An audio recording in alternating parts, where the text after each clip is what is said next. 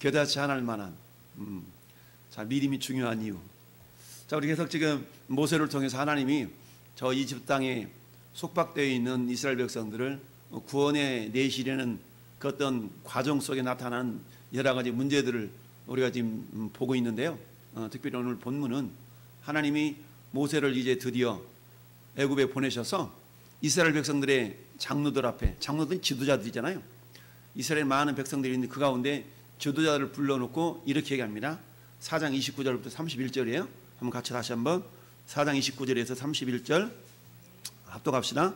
모세와 아론이 가서 이스라엘 자손의 모든 장로를 모으고 아론이 여호와께서 모세에게 이르신 모든 말씀을 전하고 그 백성 앞에서 이적을 행하니 백성이 믿으며 여호와께서 이스라엘 자손을 찾으시고 그들이 고난을 살피셨다함을 듣고 머리 숙여 경배하였더라. 아멘. 할렐루야. 오늘 말씀이 뭐라고요? 겨자씨 하늘 만한 믿음이 있다면 할렐루야. 겨자씨 하늘 만한 믿음이 중요해. 자, 예수님이 마태복음, 마가복음, 누가복음에 겨자씨 하늘 만한 믿음이 중요한 그것을 말씀하는 장면이 나옵니다. 자, 마태복음 17장에 보면 어떤 장면이 나오냐면 예수님이 베드로, 요한, 야고보를 데리고 저 높은 산으로 데리고 가셔서 하늘의 영광을 보여주세요. 야, 베드로, 요한, 야고보와 함께 높은 산에 올라가셨는데 베드로가 깜짝 놀랍니다. 왜냐하면 거기에서 모세가 환상가운데 모세가 보이는 겁니다. 야, 보니까 모세가 보이는 것이 아니죠. 하나님이 임재하셔서 음성이 들려집니다. 야, 그러면서 엄청난 모습이 보이는데 너무나 황홀하니까 베드로가 이렇게 얘기합니다. 주님, 이곳에다 초막 셋을 집시다.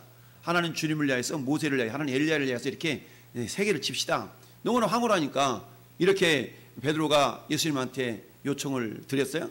그때 하나님의 음성이 하늘에서 들려지는데 너희는 저의 말을 들으라 라고 하면서 주님 말씀을 집중해 들을 것을 성부 하나님께서 말씀하시죠. 그리고는 어때요?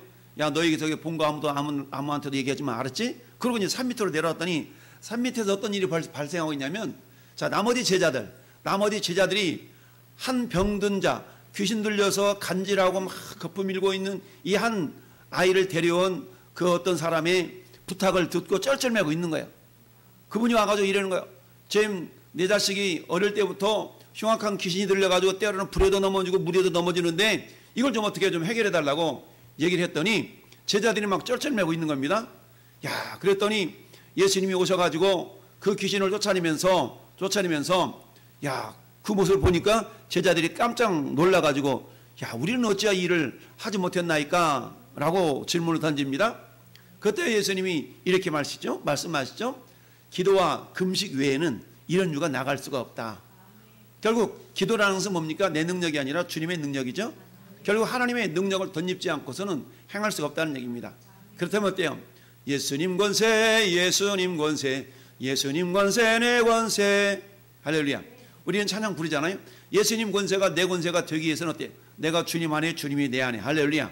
요한계시록 3장 20절 말씀처럼 볼지어다 내가 문 밖에 서서 두드리노니 누구든지 내 음성을 듣고 그에게로 들어가. 문을 열면 그에게로 들어가 그로 더불어 먹고 그는 나로 더불어 먹으리라. 요한복음 15장 예수님이 나는 참포도 나무에 너희는 가지라. 너희가 내 안에 내가 너희 안에 있어 온전히 하나를 이루지 못하면 열매를 맺을 수 없다. 할렐루야. 라고 주님이 말씀하시면서 온전한 연합을 이룬 상태라야만이 하나님의 놀라운 역사하심을 나타낼 수가 있다. 온전한 연합은 오늘날로 말하면 세례라고 그랬고 구약식으로 말하면 할례라고 얘기했습니다. 하나님 모세를 애굽에 보내실 때에 모세가 홀로 가는 것이 아니라 모세와 모세의 아내와 두 아들과 함께 장인 이드로에게 내 백성이 잘 있는 거 좀 보려고 그러는데 좀 보내주시오 해서 내려가게 되죠. 내려가는 도중에 숙소에서 하나님께서 모세를 죽이려고 할 때에 모세의 둘째 아들 엘리에셀에게 할례를 행함으로 말미암아서 이는 내 피난편입니다.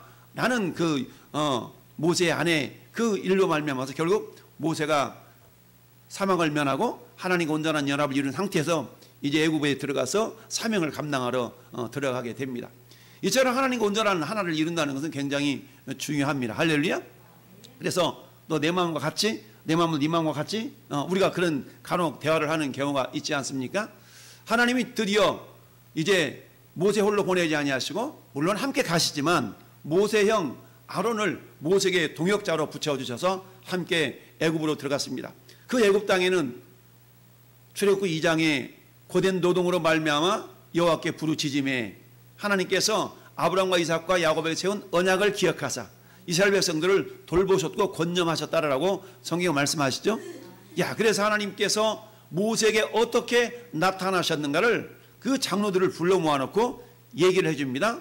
그리고 하나님께서 나에게 이렇게 이적을 행했어 라고 하면서 그 백성, 그 장로들 앞에서 이적을 행하는 모습이 30절에 나타나죠. 4장 30절에 아론이 여호와께서 모세에게 이르신 모든 말씀을 전하고 그 백성 앞에서 이적을 행했다. 하나님께서 두 가지 이적을 행했어요. 첫째, 어떤 이적이었어요? 지팡이를 땅에 던져라 그랬더니 지팡이가 뱀이 되었더라. 다시 꼬리를 잡으니 다시 지팡이 되었어요. 그 지팡이를 짚고 지금 애국으로 들어간 겁니다. 이 지팡이를 뭐라고 말씀하고 있냐면 여호와의 지팡이다 라고 말씀하고 있는데, 두 번째로 어떤 이적이 있습니까? 내 손을 품 안에 집어넣어라. 빼봐라 그랬더니 나병이 걸렸어요. 다시 집어넣었다 빼니까 이것이 온전해졌더라. 여러분, 이러한 이적은 인간은 능력으로 행할 수 있는 것이 아니었기 때문에 장로를 불러 모아놓고 그런 이적을 행하니까 장로들이 뭐라고 얘기합니까? 31절에 백성이 믿으며 여호와께서 이스라엘 자손을 찾으시고 그들의 고난을 살피셨다함을 듣고 머리 숙여 경배하였더라. 할렐루야. 예수님이 시작으로 넘어가 봅시다. 예수님이 이제 예루살렘 성전에 들어오는데 많은 사람들이 호산나 호산나 외쳤습니다. 이제 우리를 어떻다? 우리를 이제 구원해낼 거야. 저 로마의 압제로부터 우리를 해방시켜 줄 거야 라는 기대감이 있었어요. 그렇지 않습니까? 모세를 통해 하나님이 이적을 행하시고 야, 이제 우리는 금방 곧 풀려날 거야 라는 기대감이 있었습니다. 똑같은 상황인 거예요. 동일한 상황이에요.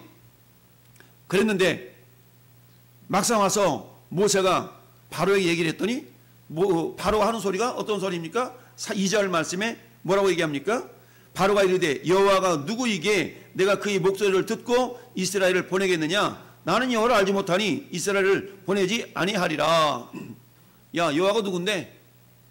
오늘날 말하면 이런 거겠죠? 하나님이 누군데? 니네 하나님? 나는 몰라. 나하고 상관이 없어 라고 말할 수가 있다라는 얘기죠. 그럴 때 우리는 고민에 빠질 수가 있습니다. 야, 분명히 나는 하나님을 믿는데, 분명히 나는 하나님을 신뢰하는데 현실은 그렇지 않다는 얘기입니다. 오늘 말씀의 제목, 하늘에 겨자씨만한 하늘 같은 믿음이 중요한 이유. 오늘 세 가지 파트를 우리가 나눠서 생각해 보는데요. 첫 번째 내용은 뭐냐? 따라합시다. 현실과 약속 사이. 약속과 현실에는 괴리가 있을 수가 있다는 얘기입니다. 분명한 약속이 있는데 그 약속과 현실은 괴리가 있는 거예요. 분명히 하나님께서는 이스라엘 백성들의 고통을 들으시고 뭐라고 얘기했습니까? 그들을 3장 앞으로 넘겨볼까요? 3장 7절 8절 보니까 3장 7절 8절 시작. 여호와께서 이르시되 내가 애굽에 있는 내 백성의 고통을 분명히 보고 그들의 감독자로 말미암아 부르짐을 듣고 그 근심을 알고 내가 내려가서 그들을 애굽인의 손에서 건져내고 그들을 그 땅에서 인도하여 아름답고 강대한 땅, 적과 꿀이 있는 땅, 곧 가나안 족속, 헷 족속, 아모리 족속, 브리스 족속, 휘 족속, 여부스 족속의 지방에 데려가려 한다. 할렐루야. 이게 뭐야? 하나님의 약속이죠. 약속. 그런데 막상 이 약속의 말씀을 장로들에게 전해 주었을 때는 어때요? 와, 하나님 역시 대단하셔. 우리의 기도를 들으셨구나 라고 감동하면서 하나님을 향하여서 머리 숙여 경배하였더라. 할렐루야. 이게 약속이잖아요. 그런데 이 약속을 부여잡고 바로에게 와서 얘기했습니다. 우리 하나님이 우리를 보내서 사흘 길정도 떨어지게 해서 제사를 드리려 하노니 보내가도록 허락하소서. 그러면 바로가 니네 하나님 그랬어? 알았어 라고 해야만이 응당 하나님의 역사하심이라고 막 박수칠 때 있네. 바로의 반응은 그게 아니었어요. 하나님이 누군데? 나는 몰라. 지금 이러고 있는 거예요. 이 말을 들은 바로가 나는 몰라, 안 보내 라고 했더라면 좋았을 텐데 바로의 핍박과 박해가 더 심해지고 있다는 사실입니다. 여러분, 그들이 벽돌을 긋고 집을 이겨가지고 벽돌을 굽는 그 일에 고된 노동생활을 했었는데 이제 모세와 아론이 하나님께서 내 백성을 내놓으라고 그런다, 빨리 보내서 제사하게 해라라고 한 그 말을 듣는 순간 바로는 이것 봐라, 그래 이놈들이 지금 아주 편안하고만 라는 그런 생각을 품으면서 뭐라고 얘기를 하고 있냐? 오히려 이제는 그들에게 집을 주지 않냐고. 7절 말씀 보니까 너희는 백성에게 다시는 벽들에 쓸 것을 주지 말고 짚을 전과 같이 주지 말고 그들이 가서 스스로 짚을 줍게 해라. 야, 여러분, 우리 어릴 적 그런 경험 있는 분들 있는지 모르겠어요. 예전에는 흙벽돌을 많이 쌌어요. 흙으로 이렇게 벽에다가 담에다가 흙집을 지을 때 진흙만 이게서 바르면 이게 그 마르면 이게 갈라진다 그러죠. 틈이 이렇게 생기게 되는데 이 틈을 틈이 나지 않도록 하기 위해서는 집을 같이 섞어가지고 집을 이게 한 요 몇 센치 정도로 이렇게 잘라서 이게 줘요. 그러면 집이 이 서로 응집력이 있어가지고 이게 진흙이 이렇게 터지는 것을 막는 그런 역할을 해주거든요. 이게 벽돌을 만들기 위해서 지푸라기가 필요한 겁니다. 그랬는데 이전에는 그 지푸라기를 제공해서 이스라엘 백성들로 하여금 이 벽돌을 만들도록 했어요. 그랬는데 이 모세와 아론이 하나님께서 내 백성 내 장자를 내놓으라 그런다 라는 말을 전해 듣는 순간 이것들을 봐라, 하나님 놀고 자빠졌네, 하나님 어디 있어 이러면서 지금 바로가 한번 하나님에 대하여서 반항하고 있는 모습인 거예요. 그런데 물론 우리는 이 스토리를 전체를 알고 있기 때문에 10가지 재앙을 통해서 바로가 결국은 굴복할 수밖에 없는 그런 상황인 것을 우리는 알지만 지금 이 시점으로만 본다 그러면 이들은 미래의 사건을 모르잖아요.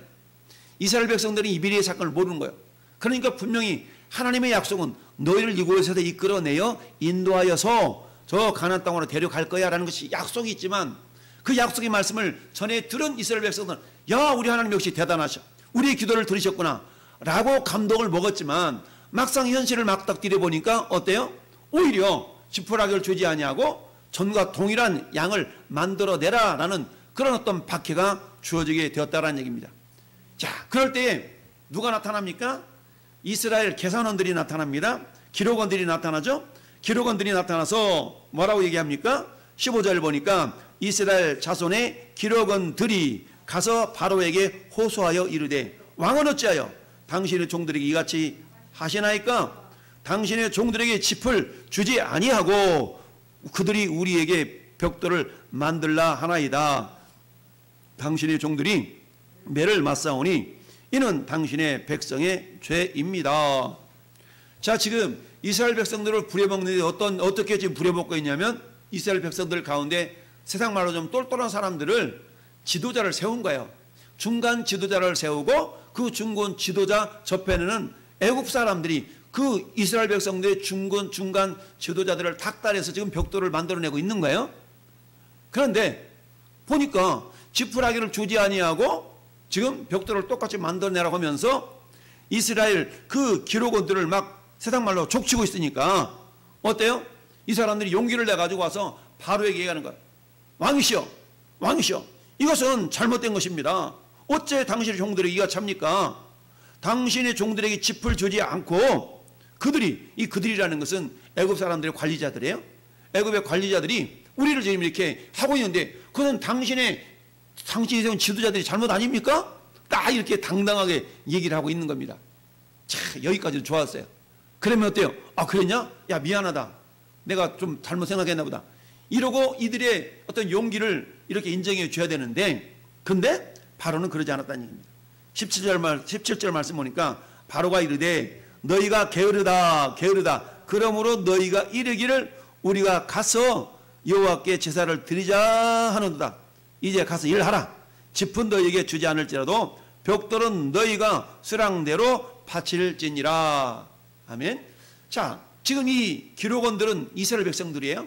그러니까 이스라엘 백성들이 모세와 아론이 장로들에게 전한 그 말씀의 약속을 믿고 어때요? 그렇다면 하나님께서 이제 우리를 구원해 주시겠구나. 그렇다면 우리가 가서 저 바로한테 따지면 바로의 마음도 이렇게 움직이겠네? 나는 용기를 가졌던 거예요. 그랬는데 막상 어때요? 첫 번째는 약속과 현실의 차이는 이렇게 나타나고 있고, 두 번째, 이 용기 백배에서 이 이스라엘 기록원들이 가서 용기를 내어서 얘기했습니다. 그런데 그 용기가 어떻게 변하냐? 따라서 용기가 원망으로.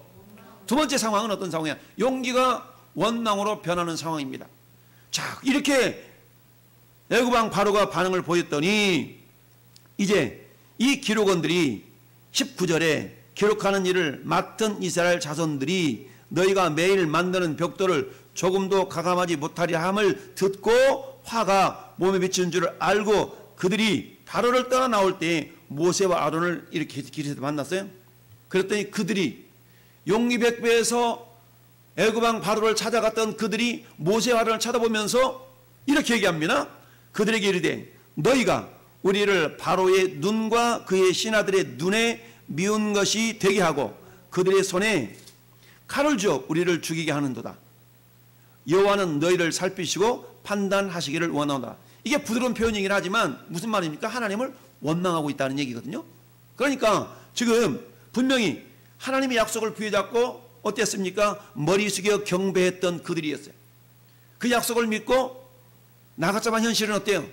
애굽왕 바로가 더욱더 거대한 노동을 만들게 하고 지푸라기를 주지 않고 이전과 동일한 양의 벽돌을 구라 만들라라고 얘기한 상황 가운데서 그럼에도 불구하고 그 가운데서 용기 있는 지도자들이 있었다는 얘기죠. 용기 있는 지도자들이 있었어요. 그래서 바로왕 앞에 가서 따졌네.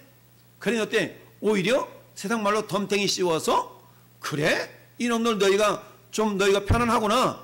편안하니까 그런 거지 라고 하면서 이전과 같이 오히려 일을 하라 라고 이야기를 들으니까 자기들에게 화가 미친 줄을 알고 모세와 아론을 만나서 모세와 아론은 어떻게 했다? 원망했다. 여러분 용기가 원망으로 바뀌는 순간입니다. 여러분 다시 신학으로 돌아가서 예수님이 호산나 호산나 외치며 예수님이 나귀를 타고 예루살렘으로 들어오는 그 과정 속에 많은 무리들이 외쳤습니다. 호산나 호산나 외쳤어요. 왜? 우리를 구원하소서, 우리를 구원하소서. 당신이면 이 로마의 압제로부터 우리를 구원하실 분이 우리가 믿습니다 라고 했는데 그 예수님이 로마 군사들의 군병들에게 잡혀서 십자가에 못 박아 돌아가시잖아요. 죽고 말았다는 얘기입니다. 힘없이 잡혀가는 그 모습을 보고 빌라도가 유월절 절기 때만 되면 죄인한 사람을 놓아주는 전례가 있어서 내가 누구를 놓아주랴? 바라바를 놓아주랴? 예수를 놓아주랴? 그랬더니 바라바요 바라바요. 그럼 이 예수는 내가 어떻게 하라? 십자가에 못 박으시오 못 박으시오. 조금 전까지만 해도 불과 몇 시간 전까지만 해도 호산나 호산나를 외쳤던 그 무리들이 동일한 예수님을 향하여서 호산나를 외쳤던 그 동일한 무리가 동일한 예수님을 향하여 이제는 어때요? 십자가에 못 박으시오 라고 원망의 대상으로 변화되어져 버리고 왔다는 얘기죠. 오늘 본문에도 용기 백배에서 애굽왕 바로를 찾아갔던 이 기록원들, 그런데 이 기록원들은 바로의 반응을 듣고 바로의 말을 듣고 오히려 어때? 기가 죽고 도리어 하나님을 원망하는 용기가 원망으로 변화되어져 버리는 그런 현실로 나타나게 되었다. 여러분 오늘 우리가 이럴 수가 있습니다. 우리도 마찬가지잖아요. 분명히 하나님의 약속을 내가 믿지 않는 것은 아닌데 분명히 하나님의 약속을 믿는데 내 현실이 녹록지 않은 이런 모습을 바라보면서 우리는 어때요? 때로는 갈등에 휩싸일 수가 있다는 얘기입니다. 야 어떡하지? 분명히 하나님의 약속을 내가 안 믿는 건 아닌데 약속을 믿기는 믿는데 막상 현실은 어때요? 그런데 우리는 이 이스라엘 역사를 알고 있기 때문에 곧 10가지 재앙을 통해서 이스라엘 백성들이 애굽에서 구원받고 거저 나온 것이 아니라 그동안의 수고의 싹스로 금패물, 은패물, 의복을 구해서 가지고 나온다는 사실을 알고 있어요. 그런데 우리는 어때요? 지금 이 사람들은 현실 속에서 미래를 알지 못하기 때문에 어때요? 그들의 용기가 원망으로 바뀌어졌고 그들의 약속과 현실 사이에서 굉장한 갈등과 고민을 가지고 있을 수밖에 없었다라는 얘기입니다. 우리도 그럴 수 있다는 얘기죠. 하나님의 약속을 믿지 않는 것은 아닌데 막상 내 삶의 현실 가운데 이런 어려움이 닥치고 보면 과연 우리에게 무엇이 필요하겠습니까? 따라합시다. 그럼에도 불구하고 믿음이 필요합니다. 따라합시다. 다시 믿음으로. 그렇습니다. 다시 믿음으로 돌아가는 수밖에 없다라는 얘기입니다. 성경의 모든 역사는 믿음의 역사 아니겠어요? 하나님이 아브라함을 우리의 믿음의 조상이라고 얘기합니다. 아브라함이 처음부터 믿음이 좋았던 건 아니죠. 하나님은 아브라함이 되도록 하나님의 열심 속에 아브라함을 빚어가셨던 거예요. 그리고 마침내 아브라함의 그 믿음을 됐다. 이제야 네가 나를 경외하는 줄 알았도다. 라는 마치 자기 아들을 죽이면서까지 우리를 사랑하신 성부 하나님의 그 사랑하심을 아브라함은 알았어요. 그래서 자기 아들 이삭을 죽이려고 하기까지 하나님 말씀에 순종하려고 했던 그 믿음은 죽어도 다시 살리신다는 부활의 믿음이 있었던 것이죠. 그러니까 아브라함은 어때요? 그 이삭을 하나님 말씀대로 결박해서 모리아산에서 번제로 드리라는 그 순종의 모습을 보였던 것입니다. 세상 말로 말하면 미친 아버지였지만, 또라이 아버지였지만, 그런 하나님의 눈에 볼 때는 그 믿음을 우리 하나님이 인정해 주신 것이었죠. 그래서 어때요? 아브라함아 됐다. 아브라함의 믿음을 보기를 원하셨던 하나님은 아브라함이 그 이삭 대신에 수풀에 걸려있는 양을 대신하여서 여호와 이레 양을 대신하여 제물로 번제를 드릴 수 있도록 하나님께서 이끌어 주셨던 것이죠. 그런 말면 하나님은 아브라함의 믿음을 인정하시면서 이제 네가 나를 경외하는 줄 알았도다. 내가 너에게 큰 복을 주고 너는 많은 사람의 믿음의 조상이 되게 하시겠다라는 그런 약속의 말씀을 다시 한번 아브라함에게 안겨주셨죠. 여러분, 이처럼 현실과 약속 사이에 아무리 큰 괴리가 있다 할지라도 결국 우리에게 필요한 것은 믿음이 필요한 줄 믿습니다. 그렇습니다. 다시 믿음으로 돌아가기 위해서 우리가 세 가지를 생각해 볼 수가 있는데요. 첫 번째는 뭐냐? 따릅시다. 하나님의 약속을 기억하라. 그렇습니다.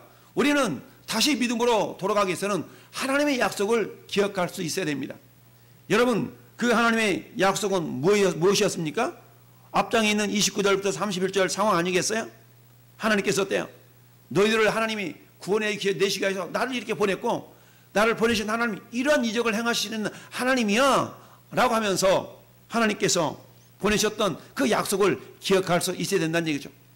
아까 우리가 읽어봤던 3장 7절 9절 말씀에도 나는 아브라함의 하나님, 이삭의 하나님, 야곱의 하나님인데 내가 너희들의 고난을 듣고 보고 알고 너희를 이 땅에서 인도하여 내어서 저 가나안 땅으로 내가 데려가려 하노라. 할렐루야.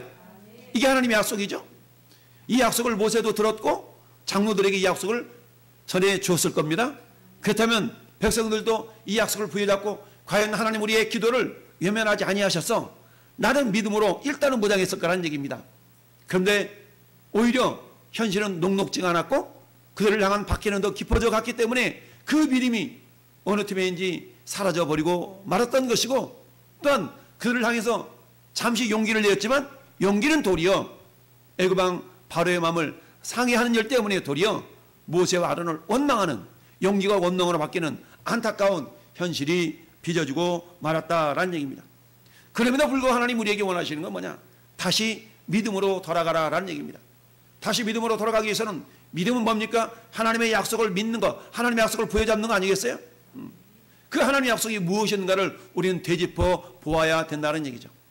이스라엘 백성들 역시 마찬가지. 하나님이 뭐라고 약속하셨지? 우리 모세 지도자를 통해서 우리에게 주신 약속이 무엇이었지? 그 약속을 다시 한번 되짚어 보는 것입니다. 바둑 두는 사람들이 복기한다고 그러잖아요. 복기. 어디서 내가 수를 잘못 뒀는가? 이걸 이렇게 되짚어 가는 것처럼 하나님의 약속이 어떻게 우리에게 임하고 있는가를 다시 한번 점검해 볼 필요가 있다라는 얘기입니다. 자, 두 번째입니다. 그렇다면 그 약속을 우리가 되돌아봤다면 따라합시다. 약속하신 일을 신뢰하라. 약속하신 일을 신뢰하라는 얘기입니다. 여러분, 동일한 말이라 할지라도 대통령이 말하는 것과 지나가는 나그네가 말하는 것과는 전혀 다를 수가 있습니다. 하물며 하나님의 말씀이 그가 보낸 선지자를 통하여서 들려주고 있다는 사실을 우리는 기억하면서 그 선지자를 보내신 하나님은 어떤 하나님이신가? 그 하나님은 온 우주를 창조하신 나는 스스로 있는 자다. I am who I am. 나는 피조물이 아니야. 나는 세상을 지으신 분이야. 바로조차도 왕이라고 하지만 나는 만왕의 왕이야. 라는 그런 하나님. 따라서 약속하신 그분이 누구인가를 우리는 기억할 수 있어야 됩니다. 약속하신 이는 누구입니까? 3장 6절에 내가 이르시되 또 이르시되 나는 내 조상의 하나님이니 아브라함의 하나님, 이삭의 하나님, 야곱의 하나님이라. 할렐루야. 모세에게 나타나셨던 하나님은 그 옛날 약속하셨던 하나님이신데 지금도 그 하나님은 우리에게 약속하고 계신다. 그 하나님은 변함없이 그 약속을 이루시는 하나님이시다. 나는 약속하신 일을 기억할 수 있어야 됩니다. 할렐루야. 우리 아빠가 말씀하셨단 말이야. 아니 옆집 아저씨가 말씀하셨단 말이야. 이게 아니라 우리 아빠가 이렇게 말씀하셨단 말이야. 6살짜리가 서로 막 싸우면서 우리 아빠가 약속하셨단 말이야. 우리 아빠가 약속했단 말이야. 나는 다른 옆집 아저씨가 하는 말은 몰라. 그렇죠. 우리 아빠는 약속을 지키는 분이라는 확신이 있다면 6살짜리 아이는 꾸역꾸역 친구들과 싸우면서도 자기 아빠가 한 약속을 막 얘기하면서 우리 아빠가 약속했단 말이야. 약속하신 이가 우리 아빠라는 얘기죠. 이스라엘 백성들이 약속하신 분은 누구예요? 하나님, 여호와 하나님이신 것을 알 수 있다라는 얘기죠. 할렐루야. 야, 그러면서 이 약속을 약속하신 이가 누구라고 오늘 4장 30절 다시 보면 아론이 여호와께서 모세에게 이르신 모든 말씀을 전하고 그 백성 앞에서 이적을 행하니 이런 하나님이셔. 그 하나님이 나에게 이런 이적도 나에게 안겨주셨어 라고 보여주니까 백성들이 어땠다고요? 믿었어요. 백성들이 믿으며 할렐루야. 백성들이 믿었어요. 여호와께서 이스라엘 자손을 찾으시고 그들의 고난을 살피셨다 함을 듣고 머리 숙여 경배하였더라. 할렐루야. 이처럼 다시 믿음으로 돌아가면서 다시 그 믿음을 회복할 수 있는 비결은 하나님의 약속을 기억할 수 있어야 된다. 할렐루야. 하나님의 약속이 무엇이었지? 하나님 나라고 뭐라고 약속하셨지? 맞아 그때 그렇게 약속하셨지. 사장님 몇 날 며칠 몇 시에 그렇게 약속하지 않으셨습니까? 그 약속 증서를 이렇게 써놓지 않으셨습니까? 여기 그 약속 증서가 있는데요. 나는 사장님이 약속을 잘 지키시는 분인 줄 내가 믿습니다. 이런다 그러면 약속을 어길 수가 없겠죠. 그런데 하물며 온 우주를 창조하신 하나님이 어찌 그 약속을 지키지 않겠냐라는 얘기입니다. 할렐루야. 세 번째입니다. 나갑시다. 약속을 믿고 인내하라. 그렇습니다. 약속을 믿고 인내하라는 얘기죠. 왜? 하나님의 약속은 반드시 이루어질 것이기 때문입니다. 할렐루야. 약속과 현실 사이에는 갭이 있을 수가 있습니다. 그 갭을 우리가 무엇으로 채울 수 있겠냐는 얘기입니다. 그 약속과 현실 사이의 갭을 차이를 채울 수 있는 것은 우리의 믿음과 인내입니다. 할렐루야. 믿음의 인내를 통하여서 그 현실과 약속의 차이를 우리가 채울 수가 있습니다.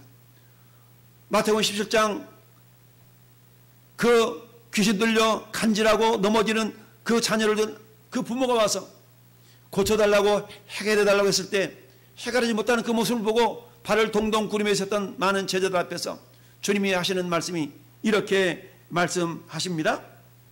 이때 제자들이 조용히 예수께 나와 이르시되 우리는 어찌하여 쫓아내지 못하였나이까? 이르시되 믿음이 작은 자들아 진실로 너에게 이르노니 만일 너에게 믿음이 겨다시 하늘만큼만 있어도 이 산을 명하여 여기서 저리로 옮겨져라 하면 옮겨질 것이요 또 너희가 못할 것이 없으리라. 할렐루야.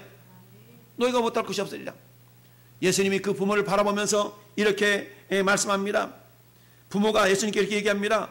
귀신이 그를 죽이려고 불과 물에 자주 던졌나이다. 그러나 무엇을 하실 수 있거든 우리를 불쌍히 여기소서라고 예수님께 말씀합니다. 예수님이 그러자 이렇게 반응을 보이십니다. 예수께서 이르시되 할 수 있거든이 무슨 말이냐? 믿는 자에게는 능히 하지 못할 일이 없느니라. 아멘. 부모가 얘기합니다. 내가 믿나이다. 나를 도우소서. 내가 믿음 없음을 불쌍히 여겨 주소서라고 했을 때 주님이 그 아들의 귀신을 쫓아내시고 그 자녀를 치료해 주셨던 걸 우리는 성경을 통해서 확인해 볼 수가 있습니다.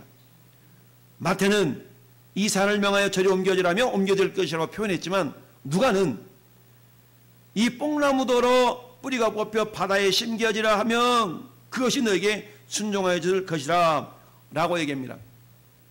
마태는 생명 없는 산이라도 옮겨지지만 누가는 생명 있는 뽕나무라도 옮겨져서 심겨진다라고 얘기를 했어요. 여러분 겨다시 하늘 만한 믿음이라는 것이 뭡니까? 아까 우리 겨다시 봤죠? 근데 이 겨다시가 죽은 것 같지만 심으면 살아나거든요. 이 겨다시 하늘, 겨다시는 성경에서 씨가 작은 씨로 비유하는 씨예요. 겨다시는 많은 씨보다 작다는 얘기입니다. 작은 씨를 비유해서 겨다시다라고 얘기합니다. 그렇다면 우리의 믿음도 역시 마찬가지. 겨다시만한 믿음이라는 것은 어떤 믿음이에요? 여러분 여기서는 믿음의 크고 적음을 주님이 말씀하시는 건 아니에요. 크고 적음을 말씀하시는 것이 아니라 따릅시다. 생명력 있는 믿음. 생명력 있는 믿음을 말씀하고 있는 거예요. 여러분 아무리 작은 씨라 할지라도 생명이 있다면 심으면 반드시 난다라는 얘기입니다. 할렐루야. 네. 아무리 큰 씨랄지라도 생명이 없다면 나지 않지만 아무리 작은 씨라도 심으면 생명의 역사가 나타난다라는 이야기죠. 할렐루야. 이런 것처럼 믿음에는 능치 못하심이 없느니라 라고 말씀하고 있는 것을 우리가 알 수가 있습니다. 여러분 3살짜리도 모든 신체 그런 어떤 구조가 성인과 다를 바가 없어 똑같죠? 똑같은 생명의 구조로 되어 있어요. 성인들도 똑같은 생명의 구조가 되어 있어요. 어린아이라고 그래가지고 팔이 하나가 없거나 그러지 않죠. 다 동일하다는 얘기입니다. 생명력은 똑같다는 얘기입니다. 단지 생명의 능력의 분량이 좀 다를 수가 있겠죠? 생명력은 똑같은 거예요. 우리 예수님이 제자들을 향해서 너희 믿음이 어찌 그리 작냐? 무슨 말씀입니까? 생명력 있는 믿음이 없음을 주님이 책망하고 있는 것이죠. 마찬가지입니다.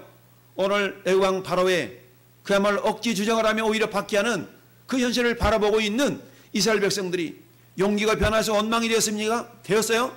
현실과 약속의 차이 때문에 갈등하고 있습니다. 고민하고 있습니다. 그럼에도 불구하고 결국 필요한 것은 다시 믿음으로 돌아가는 길밖에 없다는 얘기입니다. 근데 그 믿음은 어떤 믿음입니까? 하나님의 약속이 이루어지기까지 인내하는 믿음입니다. 할렐루야. 야고보 사도는 인내의 믿음을 이렇게 표현하고 있습니다. 그러므로 형제들아 주께서 강림하시기까지 길이 참으라. 보라 농부가 땅에서 나는 귀한 열매를 바라고 길이 참아 잊은 비와 이른 비와 늦은 비를 기다리나니 너희도 길이 참고 마음을 굳건하게 하라. 주의 강림이 가까우시니라. 아멘. 뿐만 아니라 야고보서 5장 11절에서 보라 인내하는 자를 우리가 복되다 하나니 너희가 욥의 인내를 들었고 주께서 주신 결말을 보았거니와 주는 가장 자비하시고 긍휼히 여기시는 이신이라. 아멘. 욥의 인내. 여러분 욥은 얼마나 애매하게 고난을 받았습니까? 사단의 참소로 말미암아서 욥이 고난을 받았잖아요. 근데 하나님 어때? 그 욥을 믿어줬어요. 욥을 믿어줬어. 너 내 종 욥을 위하여 보았느냐? 저처럼 온전한 의로운 사람이 어디 있느냐? 라고 하면서 욥을 막 칭찬해 주시잖아요. 그랬더니 사단이 막 참소해가지고 욥이 온갖 가지 막 고난을 다 당하는데 결국 마지막에는 어때요? 그야말로 그 지역에서 가장 아름다운 세 딸과 또 새로운 7 아들과 그리고 갑절의 어떤 재물과 이걸 다시 회복시켜 주시는 그 하나님의 놀라운 은혜를 보는 거 아니겠습니까?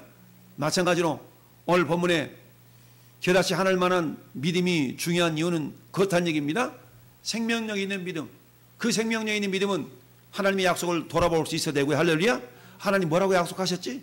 그 약속을 부여잡는 것입니다. 두 번째, 나에게 약속하신 분이 누구냐는 얘기죠. 나에게 약속하신 그분은 만군의 하나님, 온 우주를 다스리시고 심판하시는 그 하나님이 약속하셨다는 얘기입니다. 그렇다면 어때요? 그 약속이 이루어지기까지 뭐하라? 믿고 인내하라 라는 얘기죠. 그럴 때 마침내 10번째 재앙을 통하여서 애국왕 바로가 하나님의 권세에 굴복당하여서 마침내 이스라엘 백성들을 보내준 사건인 결말을 알고 있습니다만은 그러나 당시 이스라엘 백성들은 그런 믿음이 없었기 때문에 지도자 모세와를 원망했다는 얘기는 그를 보내신 하나님을 원망한 것이거든요. 왜 원망합니까? 믿음이 약하기 때문에, 생명력 있는 믿음이 없었기 때문에 결국 믿음이 원망으로 바뀌고 말았던 것이죠. 용기가 원망으로 바뀌고 말았던 것이죠. 사는 성도 여러분, 오늘날도 마찬가지입니다. 우리 삶의 현실을 바라보면 분명히 나는 예수를 믿는데 하나님의 약속은 이것인 줄 알고 있는데 현실은 저만큼 내 약속과 하나님의 약속과 멀리 떨어져 있는 듯한 그런 느낌을 우리가 받을 때가 얼마나 많습니까? 그럼에도 불구하고 하나님 우리에게 요구하시는 것은 뭡니까? 다시 믿음으로 돌아가라는 얘기입니다. 왜냐하면 온 믿음의 사람들의 역사는 결국 하나님의 역사는 믿음의 역사이기 때문이죠.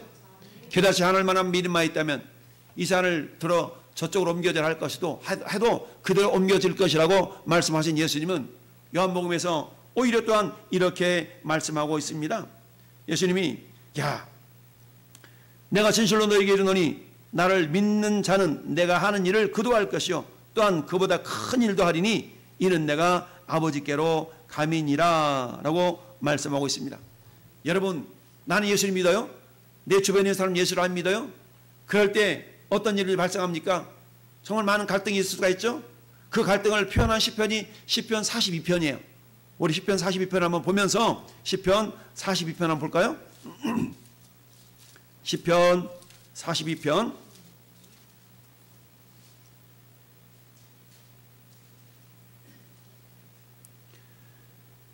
자 1절부터 우리 5절까지만 한번 같이 합독합시다. 하나님이여 사심이 시냇물을 찾기에 갈급함같이 내 영혼이 주를 찾기에 갈급하나이다. 내 영혼이 하나님 곧 살아계시는 하나님을 갈망하나니 어느 때까지 나아가서 하나님의 얼굴을 배울까. 사람들이 종일 내게 하는 말이 네 하나님이 어디 있느냐 하오니 내 눈물이 죄하로 내 음식이 되었도다. 내가 전에 성의를 지키는 무리와 동행하며 기쁨과 감사의 소리를 내며 그들을 하나님의 집으로 인도하였더니 이제 이 일을 기억하고 내 마음이 상하는도다. 내 영혼아 내가 어찌하여 낭망하며 낙심하며 어찌하여 내 속에서 불안해하는가. 너는 하나님께 소망을 두라. 그가 나타나 도우심으로 말미암아 내가 여전히 찬송하리로다. 아멘. 할렐루야. 여러분 오늘 이웃사랑 초청주일이었어요. 내가 기껏 열심을 내서 열심히 섬겨서 뭐 했어요? 4절 말씀 보니까 내가 전에 성의를 지키는 무리와 성의를 지킨다는 건 뭐겠습니까? 오늘날 말하면 주일 성수한 거 아니겠어요? 주일을 지키면서 동행하여 무리와 동행했다는 건 뭡니까? 이웃사랑 초청주일에 기껏 전도해서 왔습니다. 동행하여 기쁨과 감사의 소리를 내며 그들을 하나님의 집으로 인도하였더니 이제 이 일을 기억하고 내 마음이 상하다. 왜 내 마음이 상했어요? 그것은 3절 말씀이 사람들이 종일 내게 하는 말이 네 하나님이 어디 있느냐 하오니 내 눈물이 취하로 내 음식이 되는도다. 무슨 말씀이에요? 믿음과 현실이 차이가 이렇다는 거예요. 분명히 나는 하나님 믿어요.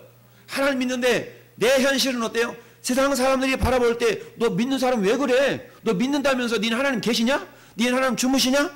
마치 이런 것처럼 뭔가 세상 사람들이 기준에는 하나님이 내가 하나님을 믿으면 하나님 내 삶을 획가락 뭔가 바꿔가지고 세상 사람 눈에 볼 때 뭔가 확 바뀌어지고 이런 모습이 보여져야만이 하나님이 계신 것처럼 그들이 느낄 터인데 나는 그렇지 않는다 할지라도 하나님이 계신 걸 믿고 내 삶을 인정하지만 세상 사람들은 그렇게 보지 않는 거기에 대한 갈등, 거기에 대한 괴로움이 오늘 시편 42편에 나타나고 있어요.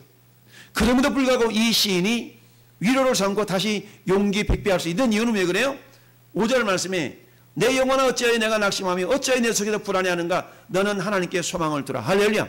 무슨 말씀입니까? 다시 믿음으로 돌아가라는 얘기입니다. 믿음으로 돌아가는데 하나님 뭐라고 약속했느냐? 약속을 기억하라. 두 번째, 너에게 약속하신 그 존재, 약속하신 존재가 누구냐는 얘기입니다. 할렐루야. 그렇다면 세상 흔들리고 사람들은 변화해도 나는 주를 섬기리. 나는 믿음의 찬송처럼 인내하고 기다리면 욥의 인내의 결말을 우리가 알지 않느냐. 많은 믿음의 선진들이 어떻게 살았는가 우리가 알지 않느냐. 라는 말씀을 통하여서 여러분 히브리서 11장이 믿음장 아니겠어요? 히브리서에는 많은 믿음의 선진들이 어떻게 믿음을 지켰고 그 믿음의 결국이 어떻게 되었는가를 우리에게 말씀하고 있다는 얘기입니다. 따라서 성경은 오늘 우리에게 말씀하시는 그 말씀을 기억하면서 하나님 오늘 겨다시 하늘 만한 믿음이 중요한 이유는 생명력 있는 믿음이 중요한 이유는 그 생명력 있는 믿음은 언젠가는 반드시 싹이 나게 되어지고 열매가 나타날 수 있다는 사실입니다. 우리의 삶의 현실 가운데 하나님의 약속을 부여잡고 살아가지만 내 현실과 약속이 괴리가 나타날 때에 그 괴리를 채울 수 있는 것은 다른 게 아니라 오직 믿음과 믿음의 인내인 줄로 믿습니다. 주님 나에게 욥의 인내를 갖게 하시고 하나님 그 욥의 인내를 통하여서 하나님의 영광을 나타내는 축복의 통로가 되기를 원합니다.